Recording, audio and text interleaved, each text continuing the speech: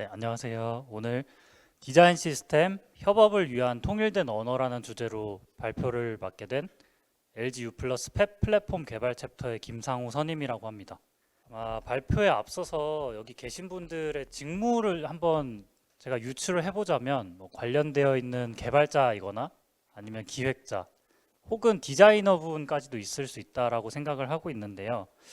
이 디자인 시스템에 대해서 알고 계시기도 하고 알고는 있지만 제대로 활용을 못하고 계신 분들이 있을 거라고 생각을 하고 한번 제가 발표를 이어나가 보도록 하겠습니다. 오늘 다루게 될 내용은 먼저 디자인 시스템이란 어떤 것인지, 그리고 왜 필요한지, 또 구축은 어떤 과정을 통해서 가능한지 저희가 만든 사례도 공유를 해볼 거고요. 그 다음에 유지 및 개선 방법에 대해서도 한번 말씀을 드리도록 하겠습니다. 먼저 디자인 시스템이라고 했을 때 상세한 내용을 알아보기 전에 사전적인 의미부터 한번 짚고 넘어가 보도록 하려고 하는데요.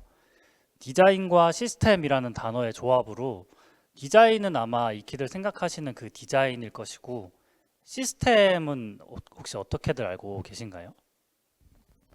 저도 잘 몰라서 사전을 한번 찾아봤는데요. 필요한 기능을 실현하기 위하여 관련 요소를 어떤 법칙에 따라 조합한 집합체라고 하더라고요. 그래서 저희는 여기에 어떤 법칙에 따라 조합한 집합체라는 문구를 좀 주목을 해야 될 필요가 있습니다. 디자인 시스템이라는 것이 디자인은 디자인인데 어떤 법칙을 갖고 조합한 집합체의 성격을 띠는 디자인이라는 것이죠. 다시 한번 풀어서 말씀드리자면 디자인 시스템이란 서비스의 디자인과 개발을 일관되고 효율적으로 관리 및 개발하기 위해 만들어진 일종의 가이드라인이라고 할 수가 있는데요.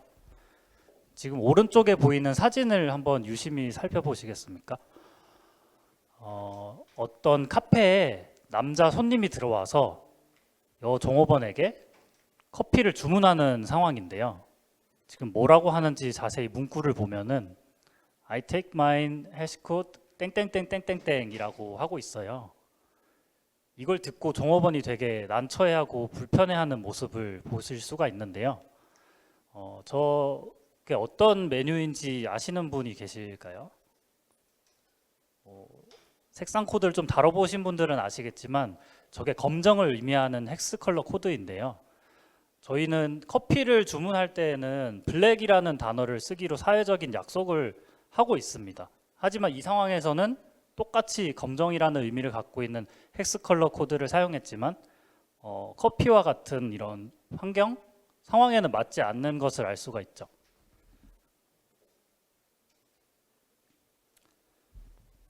이번에 네 장의 사진을 한번 가져왔는데요. 왼쪽에 2장과 오른쪽에 2장이 각각의 묶음입니다.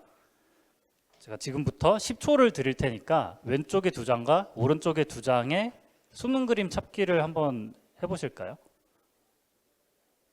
하나, 둘, 셋, 넷, 다섯, 여섯, 일곱, 여덟, 아홉, 열. 자, 혹시 어떤 특징을 찾으실 수 있었을까요? 네, 제가 여러분이 찾으셨으면 했던 거는 사실 이 버튼이랑 이 버튼인데요. 아마 좀 찾기가 어려웠을 거라고 생각을 합니다. 이게 실제로 구현된 스타일 코드도 한번 확인을 해보면 이 왼쪽이랑 오른쪽인데요.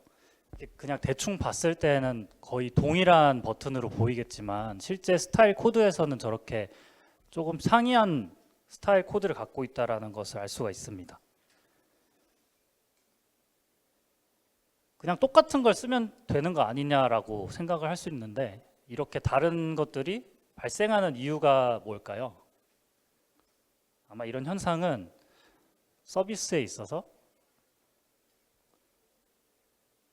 지금 PPT가 깨져서 아마 안 보이실 텐데 이모티콘이거든요. 디자이너를 의미하는 이모티콘인데 한 서비스에 있어서 디자이너가 항상 더 나은 디자인을 추구하고 변경을 도모하기 때문이에요. 물론 더 나은 디자인이라는 것이 항상 더 새롭고 창의적인 것일 수도 있지만 기존 것과 유사하고 친숙한 디자인도 더 나은 디자인이라고 할 수가 있겠죠. 이렇게 유사하지만 다른 디자인들을 내어놓을 수가 있는데, 또 이런 현상이 발생하는 다른 원인으로는 하나의 서비스를 맡고 있는 디자이너가 한 명이 아니라 여러 명이 될 수 있기 때문이에요. 그렇게 되면 새로 들어온 디자이너는 기존 디자인을 많이 해치지 않는 선에서 소스를 활용하고 이어나가야 되기 때문에 결국 모방의 모방을 통한 이런 파편화된 디자인이 발생하기 마련입니다. 그리고 마지막으로 세 번째 원인은 서비스라는 게 디자이너 혼자서 만들어가는 것이 아니기 때문이에요. 지금 이 버튼들에 대해서 가장 위의 버튼을 설명해 보라고 했을 때 어떤 누군가는 네모난 파랑 버튼이라고 할 수도 있을 것이고, 또 어떤 누구는 둥그스름한 파랑 버튼인데요 라고 할 수도 있겠죠. 또 다른 사람은 둥그스름한까지는 맞는데 퍼렁 버튼이라고 할 수도 있는 거예요. 같은 버튼을 두고도 이렇게 다양한 표현을 할 수가 있는 것이죠. 그렇게 되면 서로 간의 의사소통도 어렵고 여기서 발생하는 시간적인 로스가 어마어마해지겠죠. 혹시 스파이더맨은 다들 잘 아실까요? 멀티버스에 대해서도 잘 아실까요? 네, 지금과 같은 상황은 멀티버스에서 다양한 차원의 스파이더맨들이 넘어와 있는 상황인데요. 이들은 모두 기본적으로 같은 캐릭터이지만 각자의 차원에서 각자의 개성이나 능력 등을 다양하게 가지고 있는데요. 이건 마치 한 제품이나 서비스에서 여러 유사한 버튼 UI들이 존재하는 상황과도 마찬가지라고 생각을 합니다. 각 버튼은 본질적으로 동일한 기능을 수행하겠지만 스타일이나 위치, 크기, 색상 등에서 차이가 있을 수 있습니다. 이렇게 다양한 스파이더맨들이 있다라고 했을 때 고객은 어떻게 받아들일까요?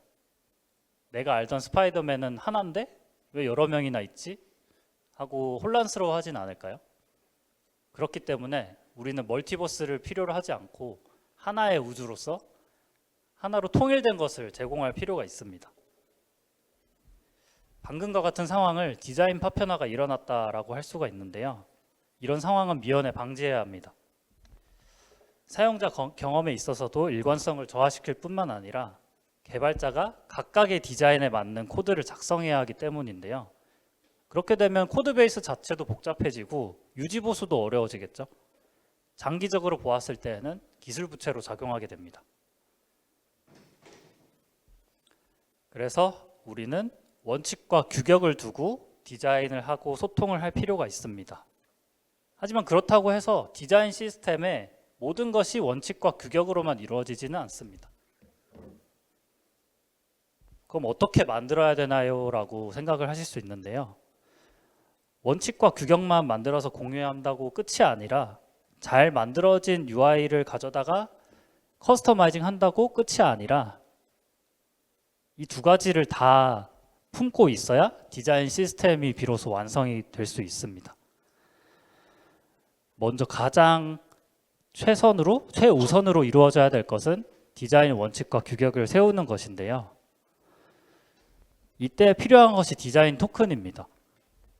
토큰이란 말을 흔히들 사용하고 계신지는 모르겠는데 의미를 따져보자면 가장 주로 작은 단위의 데이터나 값을 의미하는데요.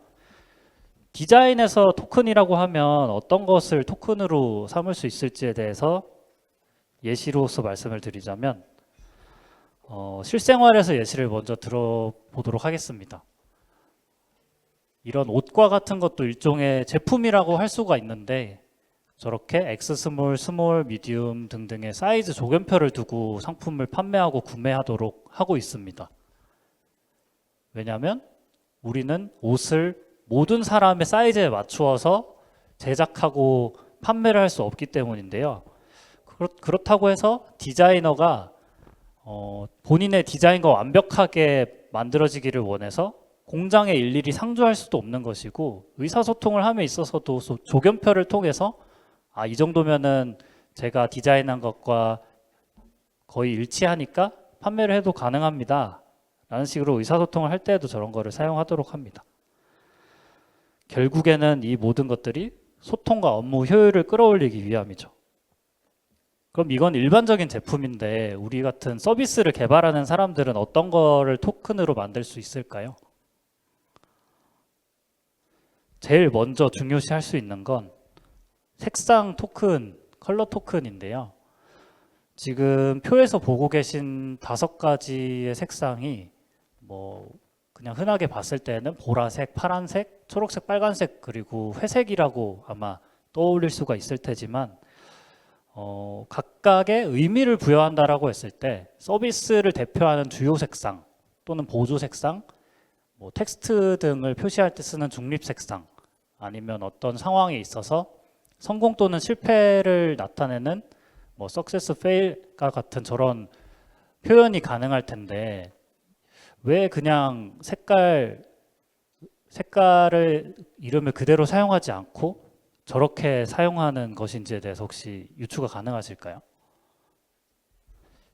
이것도 개발에 있어서 관리의 효용성이 있는데요. 만약에 우리 서비스가 지금은 보라색을 메인 테마로 해서 가져가는 서비스라고 했지만 어느 순간 뭐 시즌이 바뀌어서 다른 테마로 전환을 하고 싶다 라고 했을 때 내가 적용한 색상 코드가 저기에서 퍼플이라고 했을 때 내가 퍼플이라고 한 부분을 모두 찾아서 코드 베이스를 고쳐줘야 되는 상황이 오는 거죠. 하지만 프라이머리라고 정의한 어떤 객체, 토큰화가 되어 있는 객체라고 했을 때 프라이머리는 퍼플이라고 정의가 되어 있을 것이고 그 프라이머리에 퍼플이라는 값만 다른 것으로 바꾸면 서비스 전체의 테마가 한 번에 바뀔 수 있는 그런 유효성을 가져올 수 있는 것이죠. 뭐 색상뿐만 아니라 타이포그래피 이런 폰트 같은 것도 좀 전에 보았던 티셔츠처럼 뭐 사이즈별로 규정을 지을 수도 있고요. 심지어는 이런 공렬과 같은 레디어스 값도 토큰화할 수 있습니다. 아이콘 같은 경우도 어떻게 보면 최소 단위로서 의미를 가지기 때문에 토큰이라고도 할 수가 있겠죠. 저희 같은 경우는 캐릭터도 토큰으로 사용을 하고 있고요. 네, 그렇게 되면은 비로소 이렇게 토큰으로 정의가 완료가 됐다라고 하면 코드 베이스로 녹여서 실제 규격으로 사용을 할 수가 있게 됩니다.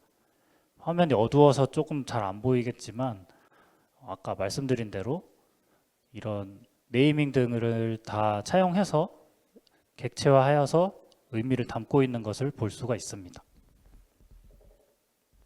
제가 30분이 주어졌는데 벌써 반이 지났네요. 빨리 해야겠네요. 네, 방금까지가 디자인 시스템 구축 과정의 디자인 원칙과 규격이었고요. 지금부터 보실 부분이 재사용 가능한 패턴의 UI 부분입니다. 우리는 앞서서 비슷비슷한 모양을 갖고 있는 버튼들의 모음을 봤었는데요. 혹시 기억이 안 나신다면? 네. 아까 이렇게 4개의 버튼을 보여드렸었는데요. 패턴을 찾는 것이 이 구축 과정에 있어서 또 하나의 중요한 과정입니다. 이 버튼들 간의 공통적인 특성을 찾고 이것에 대해서 코드로서 녹여내는 과정이 필요한데요. 제가 이 버튼들에 대해서 패턴을 찾는다라고 했을 때 제 의식의 흐름을 따르자면은 일단은 다 좀 비슷한 색깔을 갖고 있고 일단 버튼이니까 눌릴 거고 안에 텍스트를 담고 있다. 텍스트는 뭐 흰색을 띠고 있다. 이 정도로 의식의 흐름에 따라서 패턴을 찾을 수가 있겠죠. 그리고 이 패턴을 찾고 난 다음에 중요한 것은 컴포넌트라는 개념으로서 이 패턴을 함축하는 과정이 필요한데요. 컴포넌트라는 개념도 아마 익히들 들어보셨을 거라고 생각을 해요. 컴포넌트는 재사용이 가능한 각각의 독립된 모듈인데요. 과거에는 저기 그림의 왼쪽에서 보시는 것처럼 오브젝트라는 단위로서 하나의 큰 페이지 단위로서 서비스들을 개발을 했다라고 하면은 지금은 컴포넌트라는 단위로서 상하 좌우 이렇게 구획을 나누어서 각각의 독립된 모듈로서 조립을 하는 방식으로 서비스를 구현을 하고 있습니다. 네, 레고 블록을 떠올려 보면 가장 적절한 예시라고 할 수가 있겠는데요. 조금 전에 보셨던 컴포넌트 하나하나가 레고 블록 하나하나가 될 수 있고 필요에 따라서 원하는 모양으로 조립하면 서비스를 구축할 수 있게 되는 거죠. 네, 다시 한번 서비스 구현적인 사고로 전환을 해본다면 오른쪽에 있는 모달과 같은 UI를 구현하는 상황을 한번 예시로 들 수가 있을 것 같은데요. 모달의 제목이라거나 닫기 아이콘, 그리고 체크박스, 아니면 라벨, 버튼까지 이렇게 각각의 컴포넌트로서 구획을 나눠볼 수가 있을 텐데요. 그럼 무조건 컴포넌트로 다 만드는 것이 정답이냐라고 하면은 꼭 그렇진 않습니다. 컴포넌트를 잘게 쪼개면 쪼갤수록 컴포넌트의 디렉토리가 아주 방대해지고 관리하기가 복잡해지기 마련입니다. 그러면 이 컴포넌트가 과연 잘 나누어진 것인가, 독립적인 요소로 잘 묶여 있는가를 판단하기 위한 어떤 기준이 또 필요한데요. 이때 사용할 수 있는 것이 아토믹 디자인 패턴입니다. 이름에서도 유추하실 수 있듯이 아토믹이라는 것은 어떤 원자로서 디자인을 바라본다라는 개념인데요.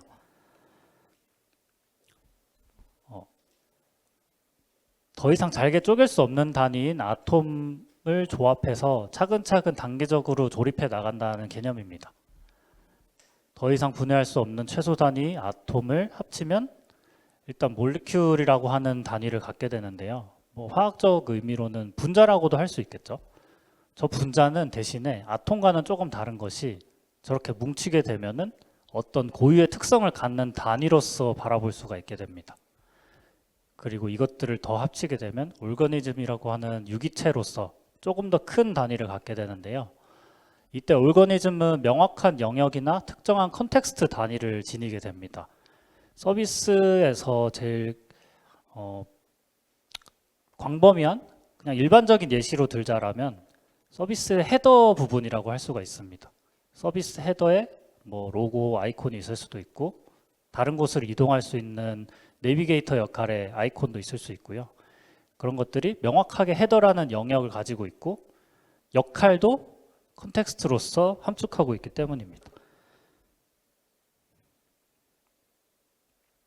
네, 그러면 아토믹 디자인이라는 것을 방금 익히셨는데 그 기준으로 보았을 때 아까 나누었던 컴포넌트 단위들이 정말 효율적이고 제대로 독립적인 요소라고 볼 수가 있는지에 대해서 한번 생각을 해보실까요? 충분히 잘 쪼갰다라고 보이시나요? 저는 조금 아쉬웠다라고 생각을 해서 다시 나누어 봤는데 아까는 그냥 컴포넌트로만 나열되어 있던 것들이 아톰은 저렇게 나뉘어 볼 수도 있고 몰레큘이라는 개념을 하나 더 갖고 왔어요. 체크박스 옵션이 체크박스라는 단위와 라벨을 의미하는 텍스트 영역의 단위로 각각 쪼개어서 합쳐진 영역이라고 볼 수가 있었거든요.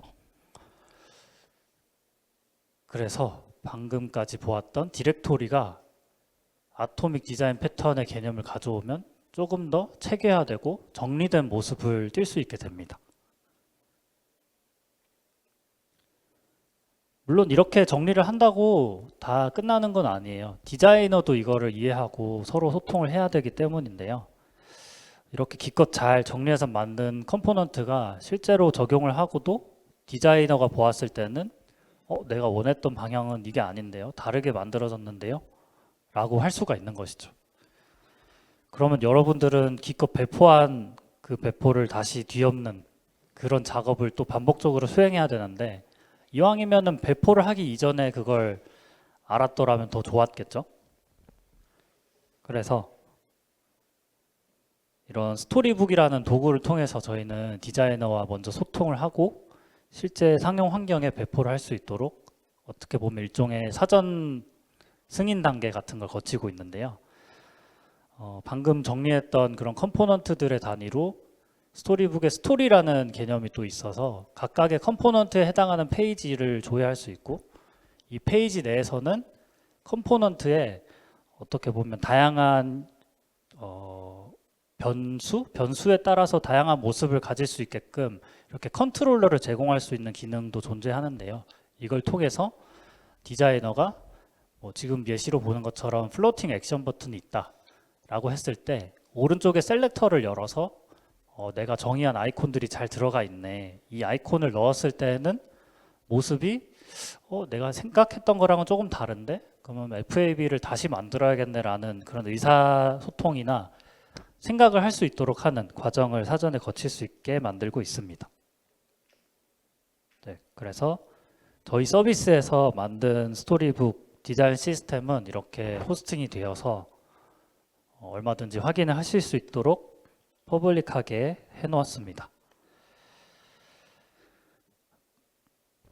네, 그리고 디자인 시스템을 구축하고 나서 사용하는 부분도 조금 고민일 수가 있는데요. 일반적으로는 뭐 패키지로서 뭐 npm이든 어디든 올려가지고 다운받고 설치하고 적용하는 과정을 생각할 수도 있지만 저희 같은 경우는 모노레포를 사용해서 패키지라는 폴더 안에서 디자인 시스템이 돌고 있고요.